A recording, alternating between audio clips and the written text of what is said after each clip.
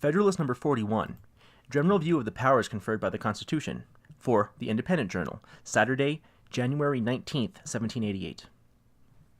To the People of the State of New York. The Constitution proposed by the Convention may be considered under two general points of view. The first relates to the sum or quantity of power which it vests in the government, including the restraints imposed on the states. The second, to the particular structure of the government, and to the distribution of this power among its several branches. Under the first view of the subject, two important questions arise. Whether any part of the powers transferred to the general government be unnecessary or improper. 2.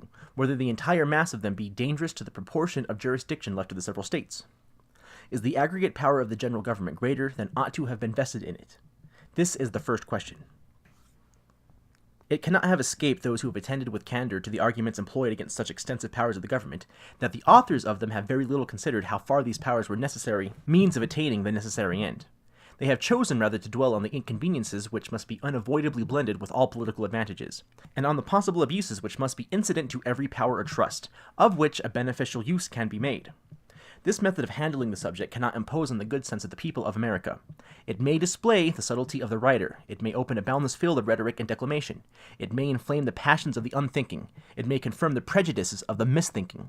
But cool and candid people will at once reflect that the purest of human blessings must have a portion of alloy in them, that the choice must always be made, if not of the lesser evil, at least of the greater, not the perfect good. And that in every political institution, a power to advance the public happiness involves a discretion which may be misapplied and abused. They will see, therefore, that in all cases where power is to be conferred, the point first to be decided is, whether such a power be necessary to the public good, as the next will be, in the case of the affirmative decision, to guard as effectually as possible against a perversion of the power to the public detriment. That we may form a correct judgment on this subject, it will appear proper to review the several powers conferred on the government of the Union, and that this may be more conventionally done, that they may be reduced into different classes as they relate to the following different objects. 1. Security against foreign danger. 2. Regulation of the intercourse with foreign nations. 3. Maintenance of harmony and proper intercourse among the states. 4. Certain miscellaneous objects of general utility. 5. Restraint of the states from certain injurious acts. 6. Provisions for giving due efficacy to all these powers. The powers falling within the first class are those of declaring war and granting letters of marque, of providing armies and fleets, of regulating and calling forth the militia, of levying and borrowing money. Security against foreign danger is one of the primitive objects of a civil society. It is an avowed and essential object of the American Union. The powers requisite for attaining must be effectually confided to the federal councils. Is the power of declaring war necessary? No man will answer this question in the negative. It would be superfluous, therefore, to enter into a proof of the affirmative. The existing confederation establishes this power in the most ample form. Is the power of raising armies and equipping fleets necessary? This is involved in the foregoing power. It is involved in the power of self-defense. But was it necessary to give an indefinite power of raising troops as well as providing fleets, and of maintaining both in peace as well as in war? The answer to these questions has been far too anticipated in another place to admit an extensive discussion of them in this place. The answer, indeed, seems to be so obvious and conclusive as scarcely to justify such a discussion in any place. With what color of propriety could the force necessary for defense be limited by those who cannot limit the force of offense? If a federal constitution could chain the ambitions or set bounds on the exertions of all other nations, then indeed might it prudently chain the discretion of its own government, and set bounds to the exertions of its own safety. How could a readiness for war in time of peace be safely prohibited, unless we could prohibit, in like manner, the preparations and establishments of every hostile nation? The means of security can only be regulated by the means and of the danger of attack. They will, in fact, be ever determined by these rules and by no others. It is in vain to oppose constitutional barriers to the impulse of self-preservation. It is worse than in vain, because it plants in the Constitution itself necessary usurpations of power, every precedent of which is a germ of unnecessary and multiplied repetitions. If one nation maintains constantly a disciplined army, ready for the service of ambition or revenge, it obliges the most pacific nations who may be within its reach to its enterprises to take corresponding precautions. The 15th century was the unhappy epoch of military establishments in a time of peace. They were introduced by Charles VII of France. All Europe has followed, or been forced into, the example. Had the example not been followed by other nations, all Europe must long ago have worn the chains of a universal monarch. Were every nation except France now to disband its peace establishments, the same event might follow. The veteran legions of Rome were an overmatch for the undisciplined valor of all other nations, and rendered her the mistress of the world. Not less true is it that the liberties of Rome proved the final victim of her military triumphs, and that the liberties of Europe, as far as they ever existed, have, with few exceptions, been the price of her military establishments.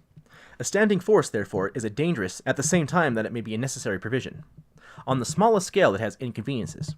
On an extensive scale, its consequences may be fatal. On any scale, it is an object of laudable circumspection and precaution. A wise nation will combine all of these considerations, and, whilst it does not rashly preclude itself from any resource which may become essential to its safety, will exert all its prudence in diminishing both the necessity and the danger of resorting to one which may be inauspicious to its liberties. The clearest marks of this prudence are stamped on the proposed Constitution. The Union itself, which it cements and secures, destroys every pretext for a military establishment which could be dangerous. America united, with a handful of troops, or without a single soldier, exhibits a far more foreboding posture to foreign ambition than America disunited, with 100,000 veterans ready for combat. It was remarked, on a former occasion, that the want of this pretext had saved the liberties of one nation in Europe. Being rendered by her insular situation of her maritime resources impregnable to the armies of her neighbors, the rulers of Great Britain have never been able, by real or artificial dangers, to cheat the public into an extensive peace establishment. The distance of the United States from the powerful nations of the world gives them the same happy security. A dangerous establishment can never be necessary or plausible, so long as they continued a united people. But let it never for a moment be forgotten that they are indebted for this advantage of the Union alone. The moment of its dissolution will be the date of a new order of things. The fears of the weaker, or the ambition of the stronger states, or confederacies, will set the same example in the new as Charles VII did in the Old World. The example will be followed here from the same motives which precede universal limitation there. Instead of deriving from our situation the precious advantage which Great Britain has derived from hers, the face of America will be but a copy of that continent of Europe. It will present liberty everywhere crushed between the standing armies and perpetual taxes. The fortunes of disunited Europe will be even more disastrous than those of Europe. The sources of evil in the latter are confined to our own limits. No superior powers of another quarter of the globe intrigue among her rival nations, inflame their mutual animosities, and render them the instruments of foreign ambition, jealousy, and revenge. In America, the miseries springing from her internal jealousies, contentions, and wars would form a part only of her lot. A plentiful addition of evils would have their source in that relation in which Europe stands to this quarter of the earth, and which no other quarter of the earth bears to Europe. The picture of the consequences of disunion cannot be too highly colored, or too often exhibited. Every man who loves peace, every man who loves his country, every man who loves liberty, ought to have it ever before his eyes, that he may cherish in his heart a due attachment to the Union of America, and be able to set due value on the means of preserving it. Next to the effectual establishment of the Union, the best possible precaution against danger from standing armies is a limitation on the term for which revenue may be apportioned to their support. This precaution the Constitution has prudently added. I will not repeat here the observation which I flatter myself have placed this subject in a just and satisfactory light, but it may be improper to take notice of an argument against this part of the Constitution which has been drawn from the policy and practice of Great Britain. It is said that the continuance of an army in that kingdom requires an annual vote of the legislature, whereas the American Constitution has lengthened its critical period to 2 years. This is the form in which the comparison is usually stated to the public. But is it a just form? Is it a fair comparison? Does the British Constitution restrain the parliamentary discretion to 1 year? Does the American impose on the Congress appropriations for 2 years? On the contrary, it cannot be unknown to the authors of the fallacy themselves that the British Constitution fixes no limit whatever on the discretion of the legislature, and that the American ties down the legislature to 2 years as the longest admissible term. Had the argument from the British example been truly stated, it would have stood thus. A term for which supplies may be appropriated to the army establishment, though unlimited by the British Constitution, has nevertheless, in practice, been limited by a parliamentary discretion of a single year. Now, if in Great Britain, where the House of Commons is elected for 7 years, where so great a proportion of the members are elected by so small a proportion of the people, where the electors are so corrupted by the representatives, and the representatives so corrupted by the crown, the representative body can possess power to make appropriations to the army for an indefinite term, without desiring, or without daring, to extend the term beyond a single year, ought not suspicion herself to blush at pretending that these representatives of the United States, elected freely of the whole body and of the people, every second year, cannot be safely entrusted with the discretion of their appropriations, expressly limited for the short period of 2 years? A bad cause seldom fails to betray itself. Of this truth, the management of the opposition to the federal government is an invaried exemplification. But among all the blunders which have been committed, none is more striking than the attempt to enlist on that side the prudent jealousy entertained by the people of standing armies. The attempt has awakened fully the public attention to that important subject, and has led to investigations which must terminate in a thorough and universal conviction, not only that the Constitution has provided the most effectual guards against danger from that quarter, but that nothing short of a Constitution fully adequate to the national defense and the preservation of the Union can save America from as many standing armies as it may be split into states or confederacies, and from such a progressive augmentation of these establishments in each, as will render them as burdensome to their properties and ominous to the liberties of the people as any establishment that can become necessary, under a united and efficient government, must be tolerable to the former and safe up to the latter. The palpable necessity of the power to provide and maintain a navy has protected that part of the Constitution against a spirit of censure, which has spared few other parts. It must, indeed, be numbered among the greatest blessings of America, that as her Union will be the only source of her maritime strength, so this will be a principal source of her security against dangers from abroad. In this respect, our situation bears another likeness to the insular advantage of Great Britain. The batteries most capable of repelling foreign enterprise on our safety are happily such as can never be turned by a perfidious government against our liberties. The inhabitants of the Atlantic frontier are all of them deeply interested in this provision for naval protection. And if they have hitherto been suffered to sleep quietly in their beds, if their property has remained safe against predatory spirit of licentious adventurers, if their maritime towns have not yet been compelled to ransom themselves from the terrors of conflagration, by yielding to the exactions of daring and sudden invaders, these instances of good fortune are not to be ascribed to the capacity of the existing government for the protection of those from whom it claims allegiance, but to causes that are fugitive and fallacious. If we except, perhaps, Virginia and Maryland, which are peculiarly vulnerable on their eastern frontiers, no part of the Union ought to feel more anxiety on the subject than New York. Her seacoast is extensive. A very important district of the state is an island. The state itself is penetrated by a large navigable river for more than 50 leagues. A great emporium of its commerce, a great reservoir of its wealth, lies every moment at the mercy of events, and may almost be regarded as a hostage for ignominious compliances within the dictates of a foreign enemy, or even within the rapacious demands of pirates and barbarians. Should a war be the result of the precarious situation of European affairs, and all the unruly passions attending to it be let loose on the ocean, our escape from insults and depredations, not only on that element, but every part of the other bordering on it, will be truly miraculous. In the present condition of America, the states are more immediately exposed to these calamities, have nothing to hope from the phantom of general government which now exists.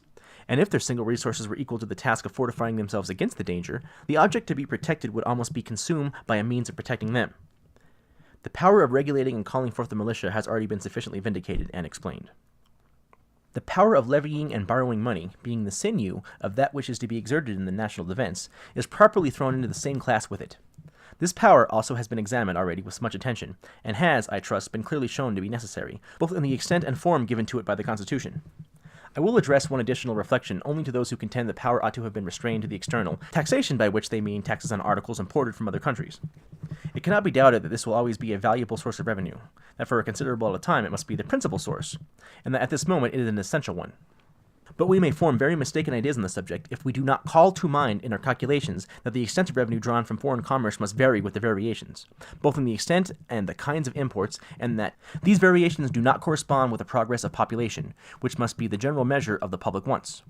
As long as agriculture continues the sole field of labor, the importation of manufactures must increase as the consumers multiply. As soon as domestic manufacturers are begun by the hands not called for by agriculture, the imported manufacturers will decrease as the number of people increase. In a more remote stage, the imports may consist in a considerable part of raw materials, which will be wrought into articles for exportation, and will, therefore, require rather the encouragement of bounties than to be loaded with discouraging duties.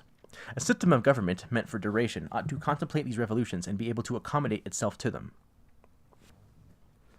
Some who have not denied the necessity of the power of taxation have guarded a very fierce attack against the Constitution on the language of which it is defined. It has been urged and echoed by the power to lay and collect taxes, duties, imposts, and excises, to pay debts, to provide for the common defense and general welfare of the United States, amounts to an unlimited commission to exercise every power which may be alleged to be necessary for the common defense or general welfare. No stronger proof could be given of the distress under which these writers labor for objections than their stooping to such a misconstruction. Had no other enumeration or definition of the powers of the Congress been found in the Constitution than the general expressions just cited, the authors of the objection might have had some color for it, though it would have been difficult to find a reason for so awkward a form of describing an authority to legislate in all possible cases.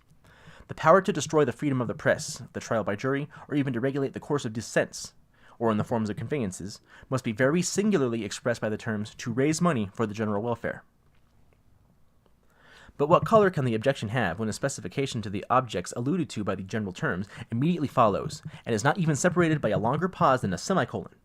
If the different parts of the same instrument ought to be so expounded as to give meaning to every part which will bear it, shall one part of the same sentence be excluded altogether from the power of the meaning? And shall the more doubtful and indefinite terms be retained in their full extent, and the clear and precise expressions be denied any signification whatsoever?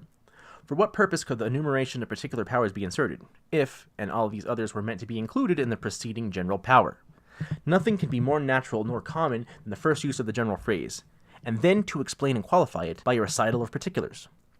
But the idea of an enumeration of particulars which neither explain nor qualify the general meaning, and can have no other effect than to confound and mislead, is an absurdity, which, as we are reduced to the dilemma of charging either on the authors of the objection or the authors of the Constitution, we must take the liberty of supposing, had not its origin with the latter.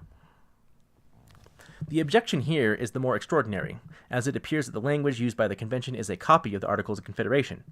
The objects of the Union among the states, as described by the Article 3rd, are their common defense, security, and their liberties, and mutual and general welfare. The terms of the 8th article are still more identical. All charges of war and all other expenses that shall be incurred for the common defense or the general welfare, and allow for the United States and Congress, shall be defrayed out of the common treasury, etc.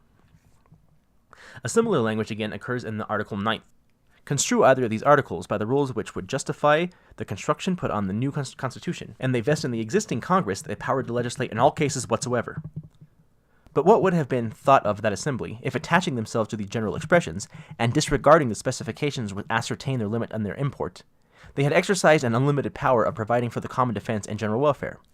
I appeal to the objectors themselves, whether they would in that case have employed the same reasoning and justification of Congress as they would now make use of against the Convention. How difficult is it for error to escape in its own condemnation? Publius.